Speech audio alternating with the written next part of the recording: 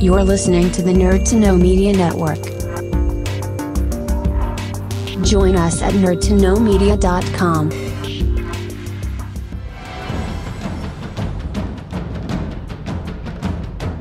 Broadcasting from the Blanchardstown Centre, this is Phoenix FM. This is 92.5 Phoenix FM, community radio for Dublin 15.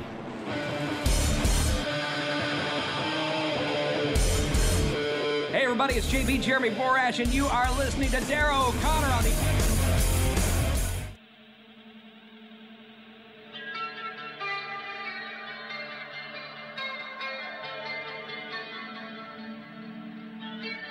Welcome to the Wrestling Rewind, the only wrestling podcast by fans who don't hate wrestling.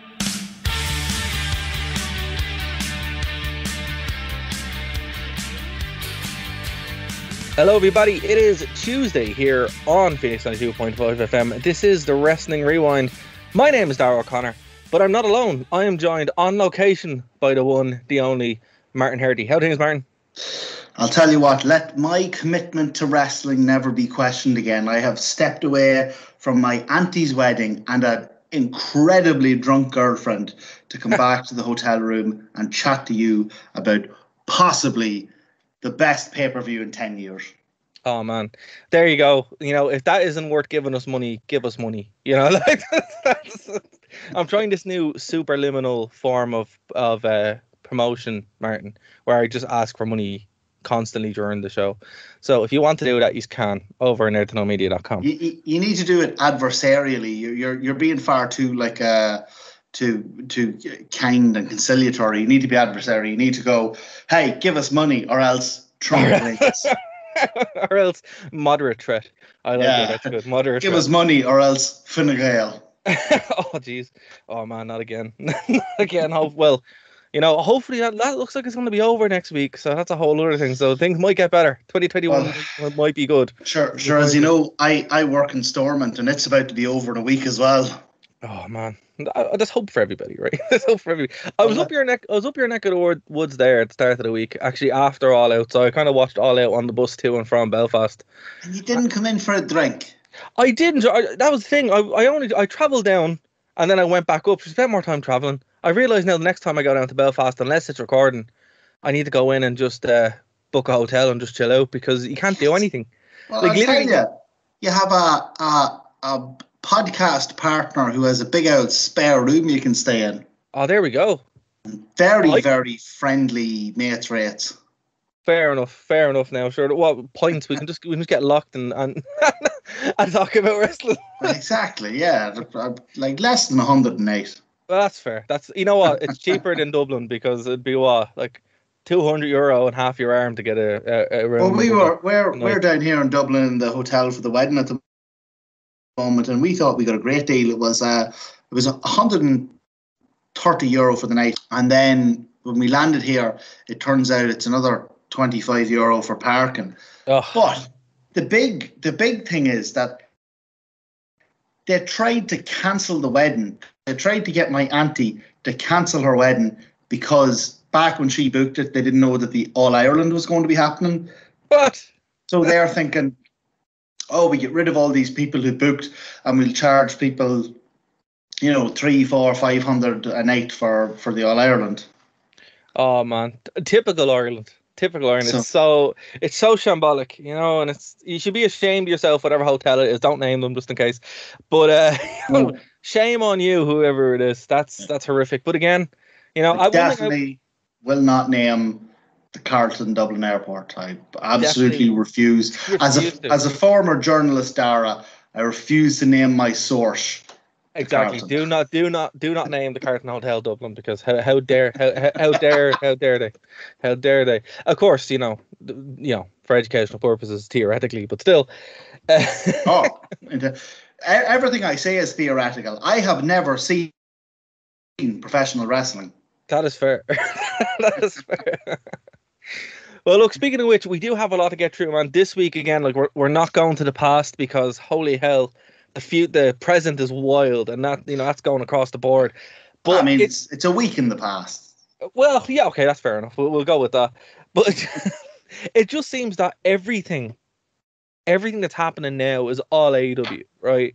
And except for all the bad stuff, which is stuff WWE, and it's just like all the good stuff is just AEW, and then you hear something, you're like, oh wow, it must be WWE, and it is. And you know what? Even worse, poor Triple H. Now everybody knows Triple H is my favorite wrestler. The man had a heart incident, and it was just like, man, what a bad week. He had what WWE described as a heart event, which is. Do you remember when The Fiend came out in a box? Oh, Michael Cole called it a box-like structure. I think heart event is WWE for heart attack. Well, apparently it wasn't a heart attack. Now, apparently it was a genetic heart murmur or something. It wasn't a heart attack, but he did have to get surgery for it. Well, I'll tell you what. I was actually born with a heart murmur. But really? I was never 7-time world champion, so this is true. I can't empathize that much. Well, this is true. But yeah, that was shocking. I'm not gonna lie, because Triple H is my favorite wrestler. I was like, oh no, please don't die. But let me ask you, Dara. Go on. Why? He's just deadly, man. He was always been deadly, even when I was a kid, and it just kind of stuck. Now, and also, I wasn't watching during 2003 during the Reign of Terror, so. That's all just like I don't know about that. And again, I think I talked about this on the show before. The reason why I hate John Cena is because when wrestling was still real, I mean it is real, but he had a match against John Cena for the world title, and it was my first time seeing Triple H in a main event live, and he didn't win, and I just hate John Cena. I was devastated. I was raging, absolutely raging. I was preparing to mock you. But I'll tell you, I never seen WWF live. Really? But man, if I ever got to see WWF live and Bret Hart lost, I would legitimately riot. Oh man, it's like, well, I was only a kid then still, but you're just like, even though it's not real, it's just so pissed. You're like, I can't believe it. But anyway, what was it? I have decided now, the next time I go to WDB. Actually, here's the thing, man. Next time WDB comes here and we're going to those, come up to Dublin or we'll go to Belfast and we'll go see it, and we'll be heels in the stands, because that's what you do. I'll tell you what we should do some time as well. We should, whenever it starts really hotting up again, we should do a bit on OTT, because OTT is like, because it's Irish, we don't really think about it, but OTT is like a really internationally respected like wrestling promotion. So for anyone that doesn't know, OTT is it was like a small Irish indie, but over the past couple of years it's just exploded to being this, like, not on the same level as Insane, what's the one in Scotland, ICW, that's it, yeah, Insane Championship Wrestling. It's quite close, because the promotion I used to not wrestle for, that'd be saying too much. I trained with them. Phoenix Wrestling down in Cork. Yes. They actually got the ICW champion down to defend their title there, and ICW live streamed it on their website. That's awesome. So but that's it's one of those things now that, like, again, because this is obviously not only going out in Dublin, but it's also going out around the world and stuff like that. So, it's funny, because the Irish indie scene was a bit of a mess for a while, but it's been in a resurgence there ever since like the Scots really kind of reset it up again, and OTT just exploded. Sure, it wasn't Mox supposed to be there before the pandemic. I'll tell you, better than Mox, it was supposed to be Mox versus Pac. Mox versus Pac is an AEW main event. Mox versus Pac is a pay-per-view main event. Yes, absolutely. We were going to get it in Dublin. Here's another thing that people don't, that may not be aware of. OTT experienced a bunch of problems, obviously, during the pandemic in the early days, and apparently Mox actually gave them a bunch of money. Not only did Mox give them money, but Cody Rhodes offered to pay their rent for the duration of the pandemic. I know. Why'd you tell me that? Maybe not yourself. Why'd you tell me that? Now I can't. I know Dave. Yeah. Oh, do you not like Cody either? I know Dave has an issue with Cody. Hashtag save Dave. Hashtag save Dave. I heard you saying that last week, and now I'm copying it. You have to say but I know Dave has an issue with Cody. I know you have an issue with Cody. But no, you don't need to believe me. If you look up the OTT Twitter, there's a tweet from about a year and a half ago where it said, when this pandemic started, Cody Rhodes offered to pay our rent for the duration. Well, you know what, right? That makes up for Cody. It makes up for Cody's terrible neck tattoo. It doesn't make up for him smashing the Triple H throne, but he's getting there. If he does more sound things, we can Do have you know like what? a church. I'm gonna have none of this. I loved when he smashed the Triple H Oh throne. no, man, come on. To bloody hell with Triple H in his goddamn throat. And I don't care that the thing was made of styrofoam, and when he hit it, it full of smoke. I could see if he'd hit that thing and rainbows would come out of it, I'd still have popped. That would have looked better, though. To be fair, he should have owned. It would have been like, you know, him. But rebooking that segment, right? Him and Omega should have done it, and then rainbows coming out of it, and it would have been made more sense. Because that would have been more of an Omega move, right? I would have popped for that. It's pure Cody. Cody is old school wrestling, but what people don't realize is that a huge percentage of old school wrestling was pure cheese. Cheap. Yeah, and cheap heat as well. Pure and cheap, yeah. And we had MJF on Dynamite this week coming out talking about cheap heat, and oh my god, I know we're talking about All Out, but MJF this week in Dynamite, that was one of the best promos ever. Fantastic. Well, the thing about it is, like, the way stuff seems to be reopening, which is good. But definitely, man, with OTT, and again, like, if anyone from OTT is listening, guys, want to have you on the show. Open door really is an open door, so we'll have to look into that as we're going. And if anyone from Phoenix is listening, you're better than OTT. Absolutely, and not the radio station now that we're on, but Phoenix Wrestling. No, but it's nice that we have that kind of. I think they call that, what is that? Lateral. Yeah, synchronicity, or like lateral communication. I like it. Some bollocks. Bollocks isn't a swear word, is it? Well, I know it's good. It's fine. It's fine. It's not one of the bad five anyway. So that's. I'll put that in the approved list. Right. So before we get into AEW's All Out, right? As I said, all the news this week has been, all the good news has been AEW, right? It's just absolutely wall to wall. However, there's been some bad news as well, right? There's been some actually interesting news from WWE. Looks like they're finally listening, and GM mode is coming back. So that's, weird. I don't know. They're going to have a roster of 4 people, but it's back. Do you mean on the game? On the game, yeah. So if we're going to talk about the WWE game, yes, the AEW game this week also released a brand new character model, which is of Jungle Boy. And it was one of CM Punk as well.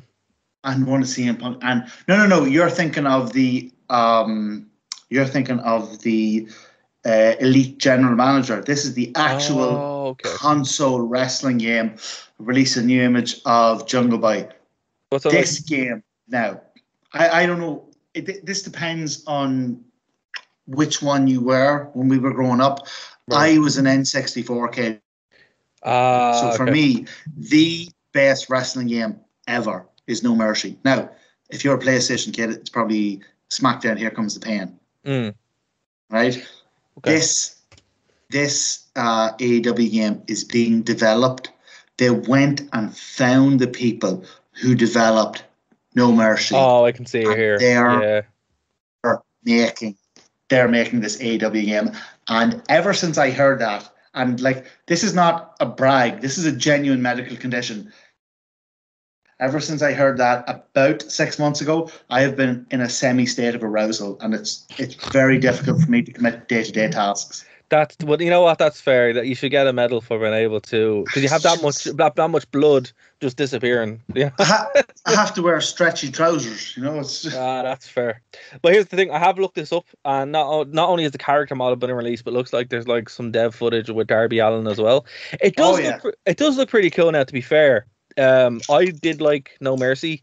The mods for No Mercy are still pretty cool, actually. If you have the ability to emulate some games, you can I'm actually not smart enough to use I've looked at videos of those mods and stuff online. I go, oh God, I wish I could play that, but I'm not savvy enough to like download them, or I still play my Xbox 360 and my GameCube. That's fair. The Xbox 360 is the way to go, man. Like, honestly, I still have one connected up. But Aki is the company that developed No Mercy. Now, they also developed all the WCW games in the early 90s as well. So Aki have a great pedigree for all this kind of stuff. And look, I'll buy the AEW game. Sure, I bought the what was the New Japan game from a couple of years ago, and that was fab too. Pro Fire. Yes. Is it what's it? Because I've always wanted to play it, but I've heard on the one hand that's the best wrestling game ever, but I've also heard on the other hand that it's so deep and technical that unless you're incredibly invested, it's almost impossible to play. Now, look, it does have a GM mode, and the GM mode is pretty much exactly what you expect it to be, but that you have to pay extra for that. Now, yeah, Fire Pro has always been that way, where it is amazing, but it's more of like a simulation than not. But like, I would say, look, if you have the time to put into it, it's worth it. But it's not one you pick up and play, which is why it looks like AEW just didn't go that. Because like, although like a lot of AEW guys are already modeled, and you can actually download entire AEW rosters from the Fire Pro servers, so it's all kind of there. But they're like, oh no, we'll just start from the beginning. Well, that's why I'm kind of so excited about the AEW game if it's going by, as you say, the Aki system, because it was by far the easiest. It was so perfectly balanced. It was the easiest game to pick up and play, but also it was the most difficult game to master. Like if you're, it's a lot like and I only say this because I play the bow rod, but it's a lot like the bow rod. Anyone can grab the thing and friggin' hit it, but to really make it sound not like a banshee whale, it takes a bit of skill. Well, man, that's it. You know, like you kind of want that. That's the sign of a good game. You want a game that everyone can pick up, but you want a game that you can still get better at as you're going through it. And that's I still have 2K20 on the PlayStation 4 because you know it's hilarious and ridiculous and it's a terrible game. But I do enjoy the story mode. But I was playing it the other day just to play it, you know, and it's funny. In order to get Bray Wyatt, you have to actually unlock him. So you have to buy the special pack and then unlock him, which is I'm like, this is. There's no way to unlock him without buying them. No. There's no way to unlock. You can't even unlock him to unlock him. You have to pay to unlock him. That's it makes no sense. That's a ransom. And here's when you start the game, right? He's actually featured as like the main person in the game, and you're like, he's not even in the game if you don't buy the pack. It's ridiculous. Like I know that 2K games and all that are like far more advanced in terms of graphics and like, oh, the hair really looks like hair and all that, blah blah blah. Not in 2K20. At least when No Mercy started and it went tick tick tick tick tickety dog, you could pick the friggin' rock. Yep, that's it. You know, and it's like, and even in the other game, the Battlegrounds, which was free, so I do own it, but I didn't pay for it. So don't judge me too harshly, listeners. Apparently, like, you're a beautiful man. Thank you. I do appreciate that. You can't even like pick Roman Reigns. You can't pick Becky Lynch. You can pick like two people, and it's like, and then you have to buy them. And it's like, what's going on? What's going on? Who okayed this? Who said this was a good idea? That's ridiculous.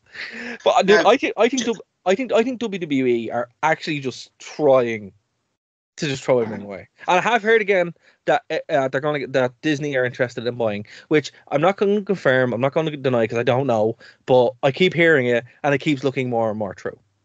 But what could that happen? Given the Peacock deal, so they wouldn't only have to sell to Disney; they'd have to take everything that like very recently sold to Peacock and transport that. And apparently, like 80% of what's on the network isn't even on Peacock yet because it's such a gargantuan task to transfer it over.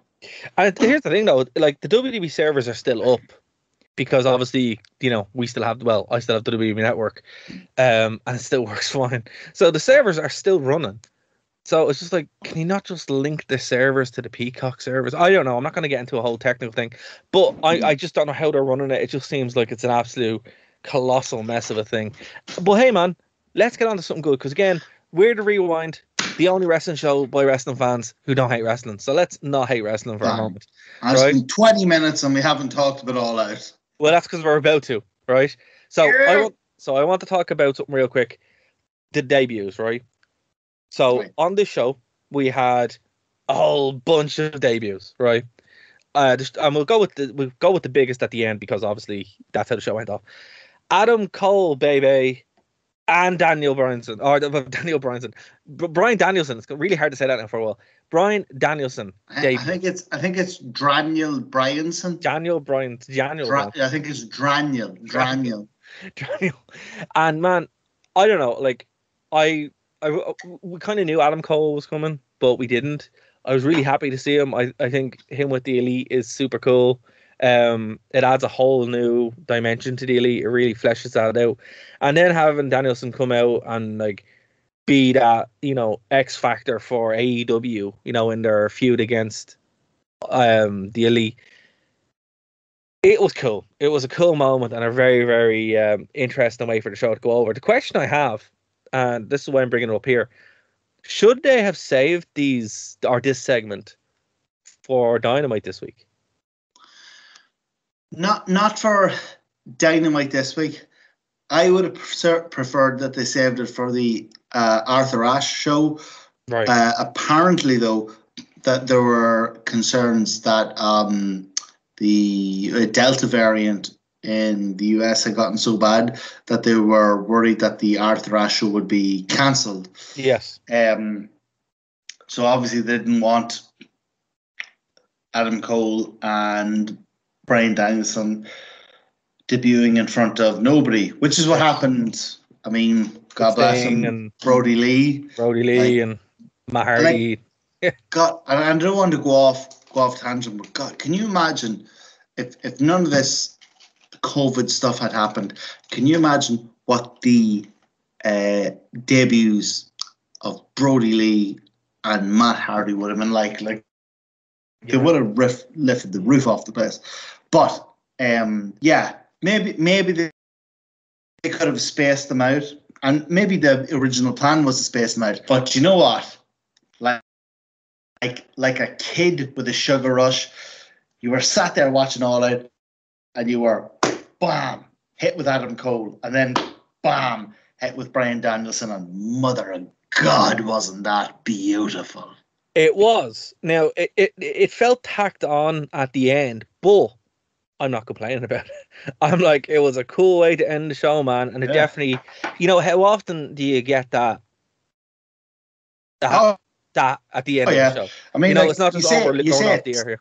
Yeah, you say it tacked on like it's a bad thing. No, honestly, someone says, "Hi, I just tacked on a bag of Guinness and Coke." You're like, "All right, thanks for tacking that on. Why don't you tack another one on?" You.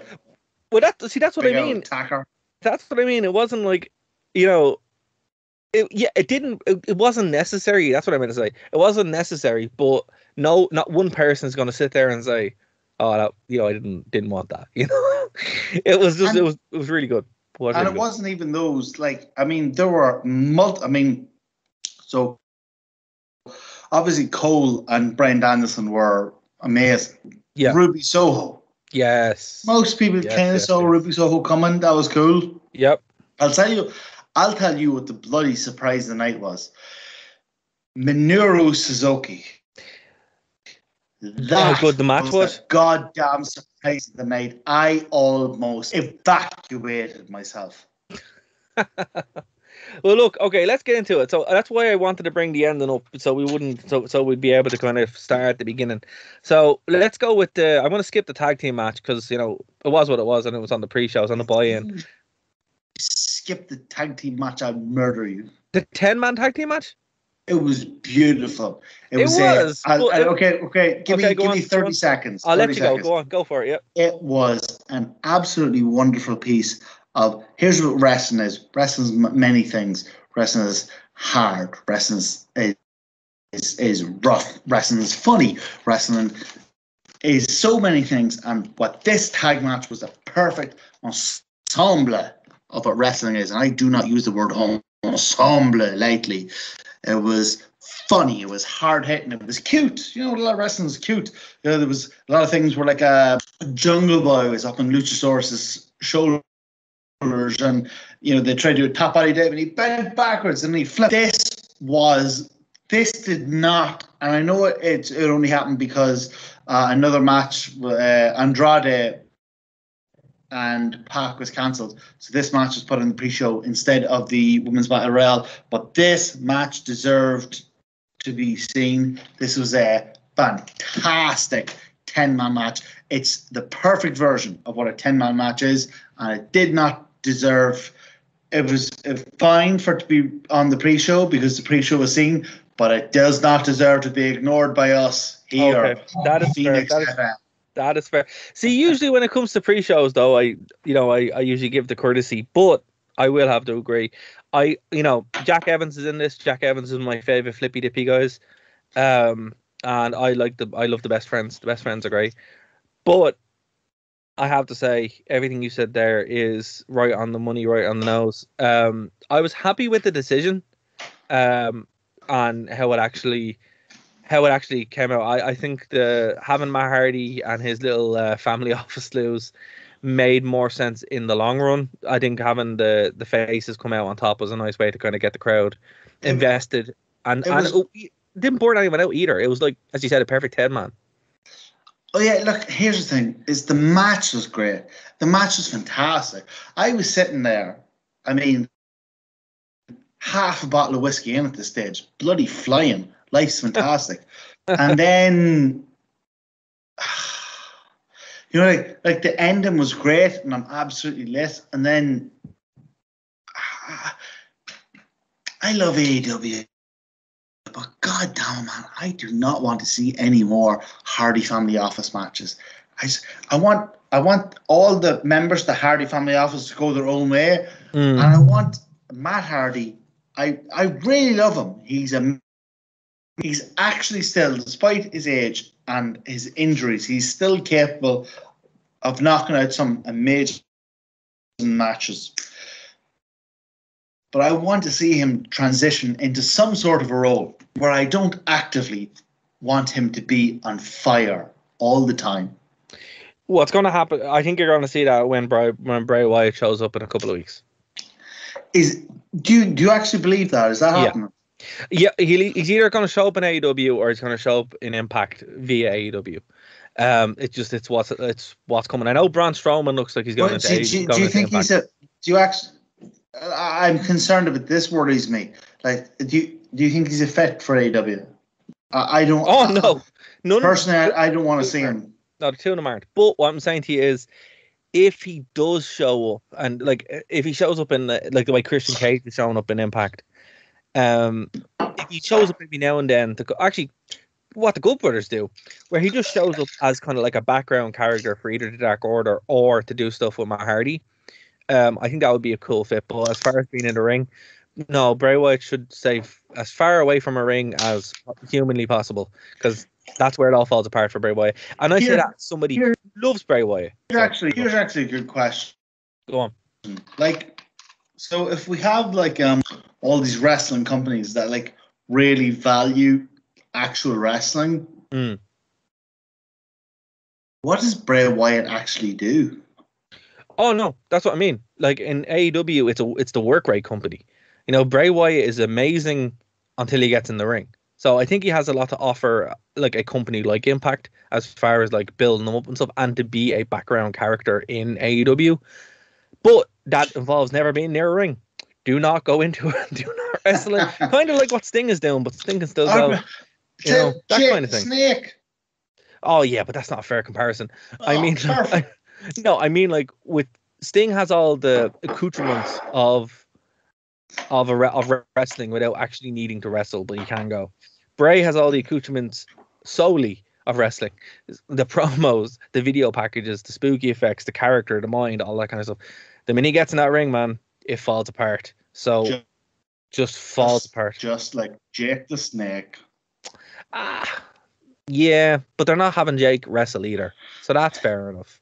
But the only difference I'd say, right? Well, there's loads of difference, but one of the main differences is you don't want to see Jake wrestle, right? No one wants to see Jake wrestle at his age now, but people might still want to see Bray wrestle now, and I think it's going to take a lot of control from AEW or TNA or something, TNA or Impact. Well, I'll tell you this: I would rather see Jake the Snake just one DDT than see Bray Wyatt rat 20 years. Yeah, that's fair. That is fair. But I still do think that Bray Wyatt, in whatever way we're going to get, is going to impact our AEW. And the thing about it is, the only reason I say AEW is because I don't think Impact can afford them.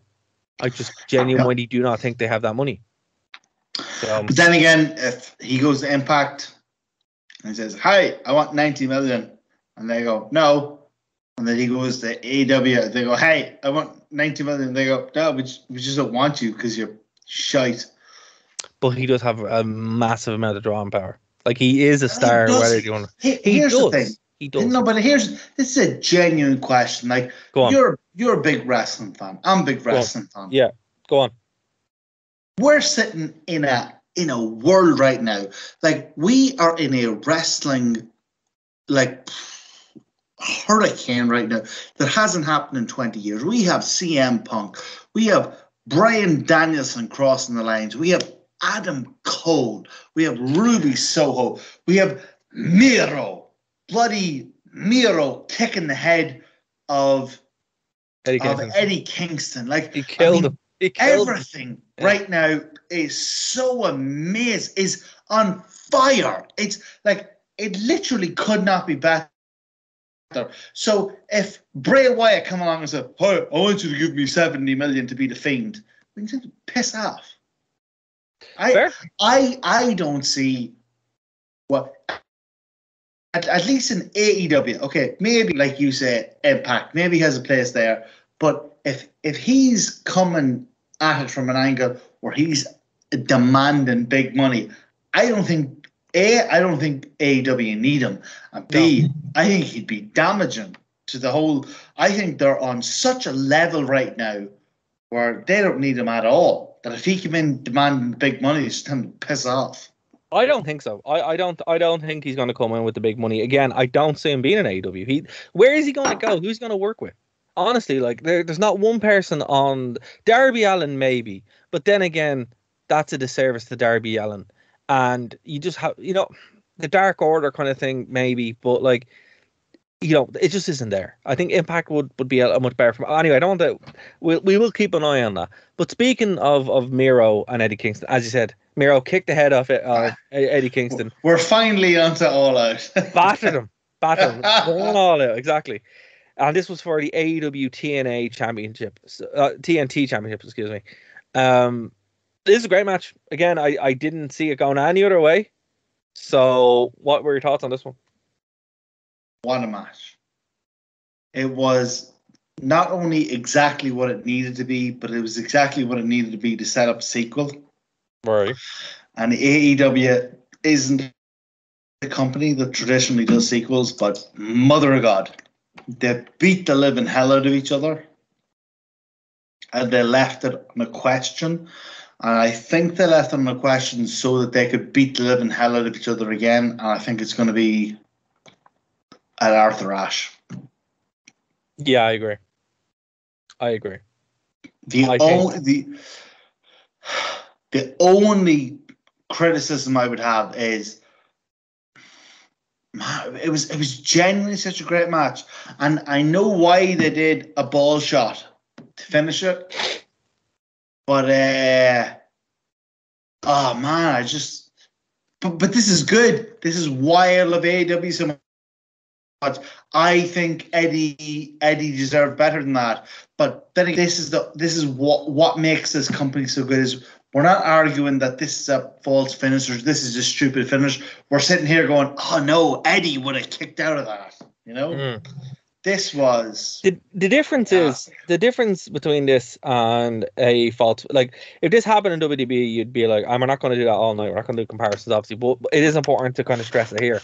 This was a false screwy finish, but the difference is it wasn't from a booking situation. It was because the match he couldn't beat him, so he had to resort to it. It was a storytelling bit of chicanery from a heel. Made sense. And it was, in terms of screwy finishes, and I mean, it was, like you say, it was undoubtedly a screwy finish, but in the history of screwy finishes, it was like one of two that AEW have ever done. Yeah. And as you said, it's a sequel. It's a setup for the next big match where Eddie will probably win. So it's fine. You know, I didn't see a problem with it. And look, you know, as you said, it was early into the pay-per-view. I didn't think they were going to start changing belts. And it's funny, a lot of this card was very predictable. I will say that now, but it was very enjoyable. Like it wasn't a bad predictable. There was no way it was like a bad predictable. You know, it was good, and it just shows you that, you know, when you just kind of go with what makes sense and what the fans want, you go home happy. And that's actually very much what happened the next match. Jon Moxley defeated Satoshi Kojima in 11:50 minutes. In a very, very, very, very hard hitting match. I am scared by things I saw in this match. And I don't think this is the end of it. Again, like you know, Kojima is one of those guys where you're like, he is like an institution in wrestling. He is, you know, the 50-year-old absolute legend. And, you know, to see him showing up in AEW and just, you know, go toe-to-toe with Mox, but not only go toe-to-toe with him, but really, really take him to the next level. It was cool, man. Very cool. Oh, it was like this whole thing about the forbidden door. It's not open. It's gone. That whole door is exploded. Like this match was actually fantastic. It was. But the huge was when the match was over and Minoru Suzuki walked out. Yeah. And even though I know the match with Minoru Suzuki this week wasn't, do you know what? It wasn't great. It wasn't. But the problem with that was it was timing apparently though, so I don't think that's the end. Oh yeah, we'll see it again. Like Mox and Suzuki deserved 20 minutes, and they got like 6. Yeah. When you take out like entrances and advertisements and stuff like that, but the point was that if you give that match the time, that is a 20-minute murder.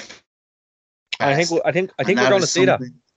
Actually, exactly, that is something you have in the future to advertise. You know, one thing would be remiss to mention, because it did happen like the weekend of. Moxley actually went in and we walked out wearing the hoodie. He is it's gone now. GCW World Champ. GCW World Champ, exactly. He beat former Zack Ryder in a very, very cool little spot. There was like a War Games match happening in GCW, and the Druids came out afterwards. Like certain Druids came out, and Moxley just shows up, beats Zack Ryder, and the place went mental. I tell you, you know, Mox wearing a Slayer shirt. It's cool, man. I think it's deadly. But he walked out in AEW wearing the GCW hoodie. I thought they would have let him use the belt, but whatever. Well, I'll tell you what, I was a wee bit disappointed as well that they didn't let him use the belt. Yeah. I thought that would have been cool. I think that it's cool when they walk out with the belt, but, you know, it is what it is. Maybe there weren't people were confused that, do you remember he was recently NJPW US champion? See, that's it. That's probably why they didn't do it. He was coming out to fight a Japanese guy. Yeah. But I tell you what, that GCW was amazing. Yeah. Amazing. I'm really glad I watched it. And I normally wouldn't watch GCW, but I managed to actually sit down and watch it. The commentary drove me mental, though. I hate the commentary. I really hate it. But it's because they use the F word all the time. Although I'll tell you what. Go on. If you have ever put yourself through a single episode of Raw and SmackDown, you are physically capable of listening to the commentary of, and you could listen to my girlfriend commentate upon my bowel movements. Okay, well that's fair. That's fair. I will give you that. But it was cool. It was cool that they acknowledged it even in a small way on the show, and it was fun. The next match, Britt Baker was successful against Chris Satlander for the AEW Women's Championship. Now here's the thing. I think Britt Baker was the most over person in the entire show. They love her. Holy cow. Absolutely love her. And do you know what? And they love her. And I have been questioning if they love her with reason, because Britt Baker's reign, Britt Baker's amazing, but her reign has been patchy. Some of the matches have been good, some of the matches have been bad. I've been sitting here going, do you know what Britt Baker needs? Britt Baker needs a goddamn banger, a real bloody great friggin' match. And she got it, dude. You know what? She did a real fucking friggin' great bloody match. It was fantastic. Yep. Every part of it was brilliant, and I was sat here like a prick going, Britt Baker's not great. Nah, Britt Baker's amazing. Dude, I didn't want to say it, but I never had any faith that she wasn't. It just took, the AEW's women's division, it just needed to have some depth. And now, not only with this kind of match being the benchmark now for women's wrestling in AEW, but also having Ruby Soho and some of the cool things that we saw, and some of the cool women that were in the Casino Battle Royale. I think we're in for a better future. Here's the great thing about women's wrestling in AEW now. So you got Ruby Soho, who has a guaranteed shot at the title, but you also have Thunder Rosa, who got to the very last stage and was kicked out. And Thunder Rosa, who has a victory over Britt Baker in a no holds barred, or whatever you want to call it, match. Like we are finally, and I'll admit that I'm an AEW mark. I hate the word mark. I'm a huge AEW fan, but I'll admit that their treatment of the women's division has not been as good as it should be. But my God, this weekend set up a dozen women's different stories, and it was fantastic. Here's one thing that AEW do, and I have to take my hat off that I'm not wearing a hat right now, but if I was, I would take it off. I think you should take your skull off. I can't do. Well, then I won't be able to talk. You're not committed. I had to take all the skin off and all that stuff. No, it's. You're just not committed. I'm just not committed, man. Dara. Yeah, I know. But Ruby did manage to win the 21 Women's Casino Battle Royale. But here's the thing I want to talk about, dude, right? For time. The Bucks and the Lucha Brothers probably put on the best tag team match of all time. Without question. And that kills me to say, but it's true. It's true. Sorry. And a cage match as well. In a cage, which is not an easy match to do, for loads of reasons, but my God, like the Bucks, I will go on them for, I actually am a fan of the Young Bucks.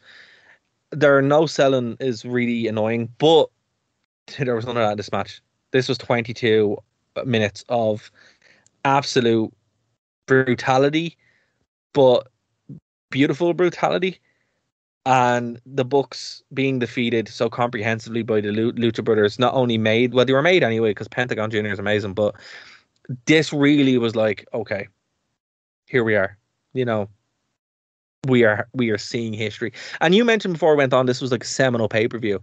I think it's seminal for loads of reasons, but it's matches like this and the women's matches where they swap the paradigm. They are able to move what they originally would define as being AEW and change it so differently that it is just absolutely incredible. And this is one of them, man. And I know you're a huge fan of AEW. I know you're a huge fan of this kind of stuff as well.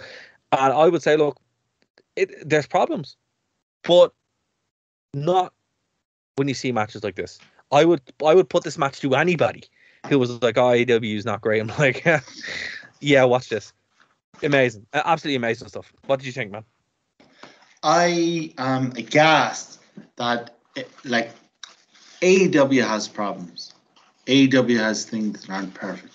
But I am aghast that you would raise this issue while talking about possibly the greatest tag team match that is certainly the greatest, without doubt, with no question, the greatest tag team cage match that has ever happened. Oh, without question, there is no argument.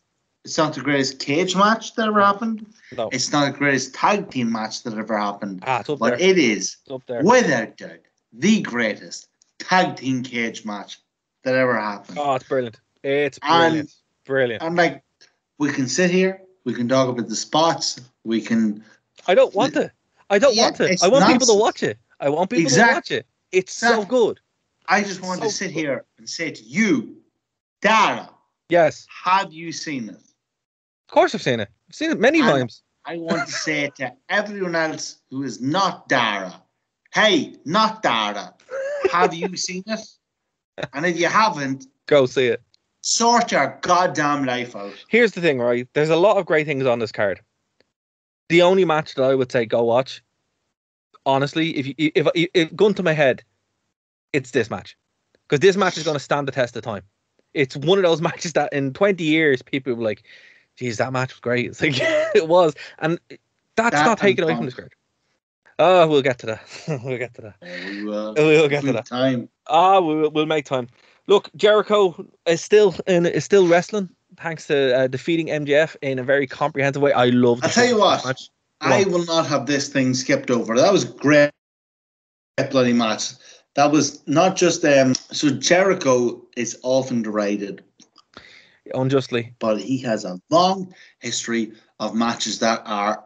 I mean, okay, let's say in the past few years, his matches haven't been like amazing. But he's got a long, solid history of 3.5 star matches. But he surrounds those 3.5 star matches with 5-star stories, and he's exactly with here. And this match, the minute that Jericho countdown started, and MJF walked out, I was like, bang! This man's a star. Five-star match. Five-star match. I agree. This is amazing. It was great. It's the fun stuff. See, this is the thing. AEW is at its very least, it's fun, and it does fun stuff, and that is super fun. And everybody popped, and they got everyone, and it was brilliant. I thought it was great. I really did. You know, fair play to two lads. And you know what, right? Again, there were parts in this match where I was like, oh no, okay, right, we're grand. And it was brilliant, you know. And the fact that Jericho could still do that, still make us believe, even, you know, the fake sport that we love. It's brilliant. It's just brilliant. This is wrestling. We've had this argument before. I think it's a sport. That's fair. I'll give it to you. A work sport, but you know it is. I think if synchronized diving and gymnastics and synchronized swimming, if all these activities that are scripted are sports, then goddamn wrestling's a sport. But what I mean is it's not the actual physicality of this kind of stuff. It's the psychology and the buy-in where you're like, I know Jericho's going to win, but I'm allowing myself to doubt that. And that's what I'm talking about. And that's the magic of wrestling. And then when he lost, what happened? Did you freak out? I freaked out. I thought it was great, man. And look, I don't know if Jericho if that had been it, you know, and it was great the way they did it. But if it had been it was set up quite well. But the fact they were able to come in and restart the match and Jericho was able to get it, it was great. They did have me. I was like, oh, okay, well, they did. Well, it had me. I mean, I was sitting there going, all right. Yeah. Same. I was like, okay, well, if that's it, that's it. But we now live in a post-Jericho society. What does this mean? Are the pyramid's going to crumble. I don't know. I don't know. The walls aren't though, so that's the walls of Jerry Jesus. Who knows? Is my toilet roll going to turn into nettles? I don't know. Can you prove that it isn't?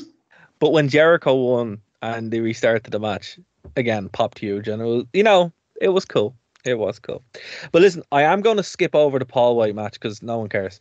I'm going to sit here and tell you that you cannot skip over the Paul White match because it played a vital part. Now, I'm going to tell you why it played a vital part. Because this All Out 2021 was one of the best pay-per-views of the past 20 years. Okay. And that doesn't mean that every single match was a 5-star match. It means that this was perfectly measured. It had every match at its place. And Paul White's 3-minute choke slam of QT Marshall had its place. It created a buffer between an incredible CM Punk match, an incredible finisher. Right. Well, what I'm going to do, Martin, is I'm going to give you the floor to talk about the CM Punk match in the 3 minutes we have left. I'm going to give you 3 minutes of the show to talk about the Punk match. Go. 3 minutes. Well, the first thing I want to say is that how dare you give me just 3 minutes to talk about? We only have 3 minutes left. Listen, man, one of the best. I'm going to tell you what. I was vindicated years ago. So years ago when I was a young fella, and I mean literally back when I was about 12, my favourite Bret Hart match was a nondescript nothing match when he defended his title against the 1, 2, 3 Kid. Right?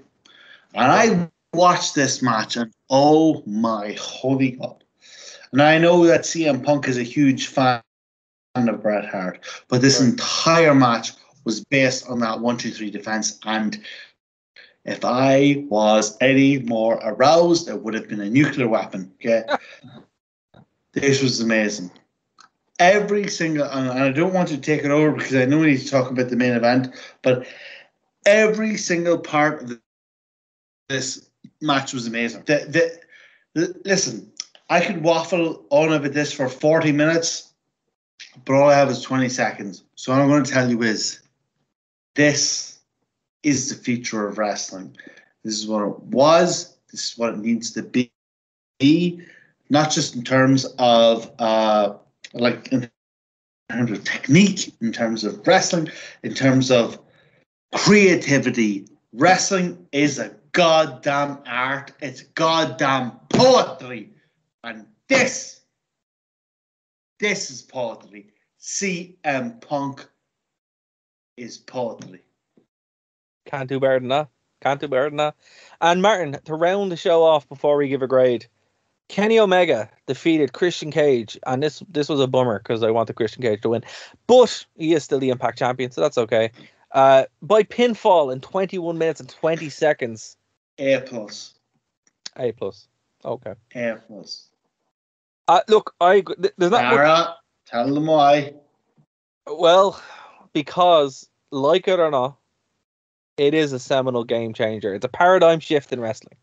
This will be a show that people will talk about for years because it's worth it. It's actually earned those honors. It's fundamentally, in one day, it changed the way we think about wrestling, the way wrestling could be done, what was possible post WCW.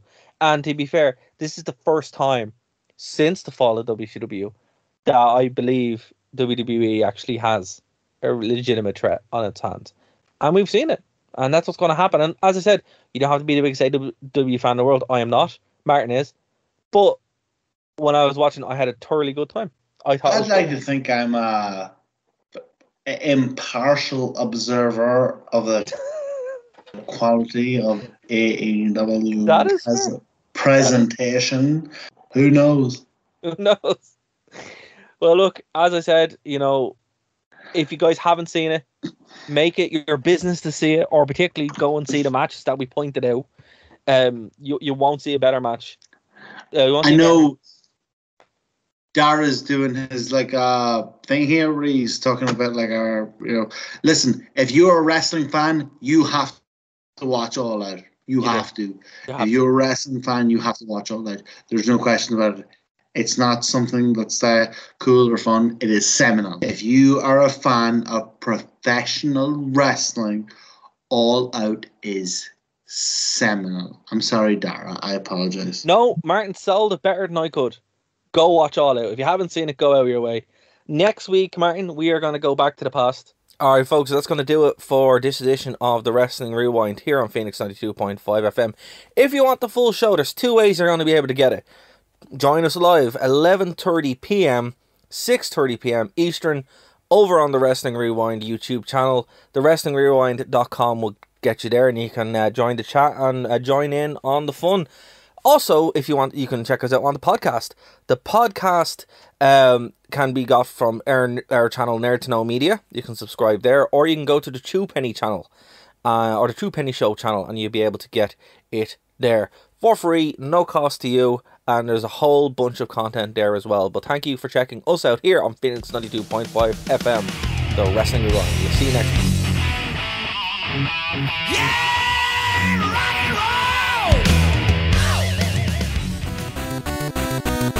Thank you for listening to a Nerd to Know Media production.